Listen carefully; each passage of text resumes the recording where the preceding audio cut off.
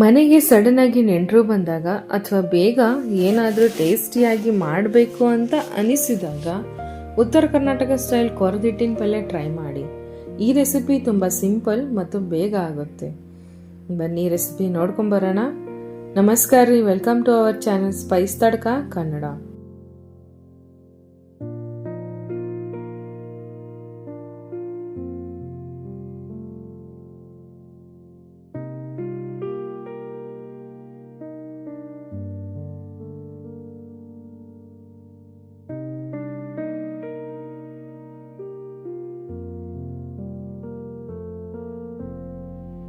ಮೊದಲಿಗೆ ಏನೇನು ಬೇಕು ಅಂತ ನೋಡ್ಕೊಂಬರೋಣ. ಕಡಲೆ ಹಿಟ್ಟು 1 ಕಪ್, ನೀರು 1.5 ಕಪ್ ಅಷ್ಟು, ಈರುಳ್ಳಿ 1 ಮೀಡಿಯಂ ಸೈಜ್ ಚಿಕ್ಕದಾಗಿ ಕಟ್ ಮಾಡ್ಕೊಂಡಿರೋದು, ಮೆಣಸಿನ್ಕಾಯಿ ಪೇಸ್ಟ್ 2 ಟೇಬಲ್ ಸ್ಪೂನ್ ಅಷ್ಟು, ಶುಂಠಿ ಬೆಳ್ಳುಳ್ಳಿ ಪೇಸ್ಟ್ 1 ಟೇಬಲ್ ಸ್ಪೂನ್ ಅಷ್ಟು, ಎಣ್ಣೆ 2 ಸ್ಪೂನ್, ಸಾಸಿವೆ ಮತ್ತು ಜೀರಿಗೆ ಅರ್ಧ ಸ್ಪೂನ್ ಅಷ್ಟು, ಅರಿಶಿನ 1/4 ಸ್ಪೂನ್ ಅಷ್ಟು, ಧನಿಯಾ powder 1/2 spoon, garam masala 1/2 spoon, ಸ್ವಲ್ಪ ಹಿಂಗು, ಕರಿಬೇವು ಮತ್ತು ಕೊತ್ತಂಬರಿ ಸ್ವಲ್ಪ, ಉಪ್ಪು ರುಚಿಗೆ ತಕ್ಕಷ್ಟು, ಹುಣಸೆ ರಸ 2 ಸ್ಪೂನ್ ಅಷ್ಟು, ಬೆಲ್ಲ 1 ಸ್ಪೂನ್. ಬನ್ನಿ ರೆಸಿಪಿ ನೋಡೋಣ. ಒಂದು ಬೌಲ್ ನಲ್ಲಿ ಕಡಲೆ ಹಿಟ್ಟು ಮತ್ತು ನೀರು ಹಾಕಿ ಗಂಟಿಲ್ಲದೆ ಮಿಕ್ಸ್ ಮಾಡಿ ಇಟ್ಕೊಳ್ಳಿ.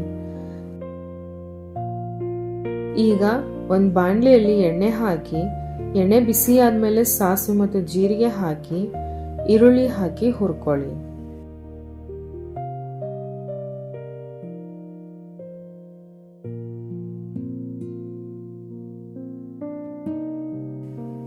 ಈಗ ಸ್ವಲ್ಪ ಕರಿಬೇವು ಹಾಕಿ ಹಿಂಗ್ ಹಾಕಿ ಫ್ರೈ ಮಾಡಿ, ನಂತರ ಹಸಿಮೆಣಸಿನಕಾಯಿ ಪೇಸ್ಟ್ ಮತ್ತು ಶುಂಠಿ ಬೆಳ್ಳುಳ್ಳಿ ಪೇಸ್ಟ್ ಅನ್ನ ಹಾಕಿ ಹಸಿ ವಾಸನೆ ಹೋಗುವವರೆಗೂ ಹುರ್ಕೊಳ್ಳಿ.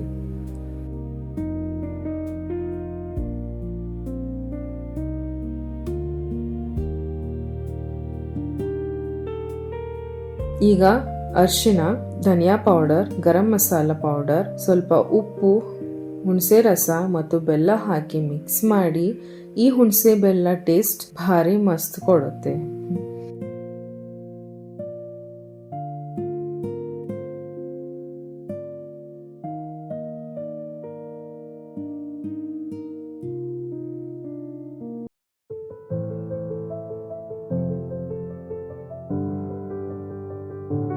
ಈಗ ಗ್ಯಾಸ್ ಸಣ್ಣ ಮಾಡಿ ಕಲಸಿರೋ ಕಡಲೆ ಹಿಟ್ಟು ಹಾಕಿ ಗಟ್ಟಿ ಆಗೋ ತನಕ ಕಂಟಿನ್ಯೂಸ್ ಆಗಿ ತಿರುಗಿಸಿ 4 ರಿಂದ 5 ನಿಮಿಷ ಸಣ್ಣ ಉರಿಯಲ್ಲಿ ಬೇಯಿಸಿ.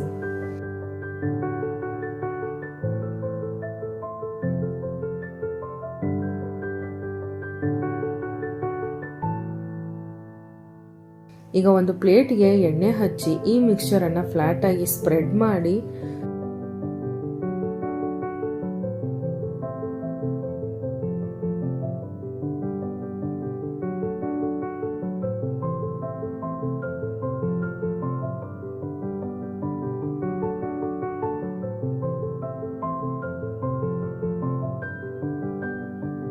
ಸ್ವಲ್ಪ ತಣ್ಣಗಾದ ನಂತರ ಸ್ವಲ್ಪ ಗಸಗಸೆ ಆಮೇಲೆ ಹಸಿ ಕೊಬ್ಬರಿನ ಹಾಕಿ ಉದುರಿಸಿ ನಿಮಗೆ ಬೇಕಾಗಿರೋ ಶೇಪ್ ನಲ್ಲಿ ಕಟ್ ಮಾಡಿ ಮೇಲೆ ಕೊತ್ತಂಬರಿ ಸೊಪ್ಪು ಹಾಕಿ.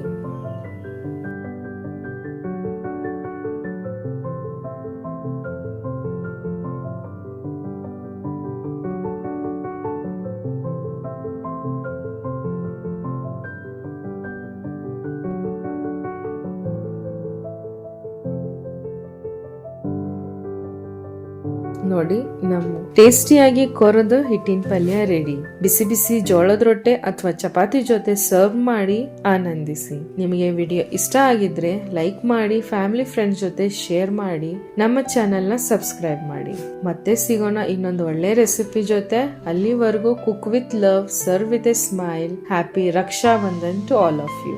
ರಾಖಿ ಹಬ್ಬದ ಶುಭಾಶಯಗಳು. Thank you so much for watching. ಮತ್ತೆ ಸಿಗೋಣ. See you. Bye. Take care.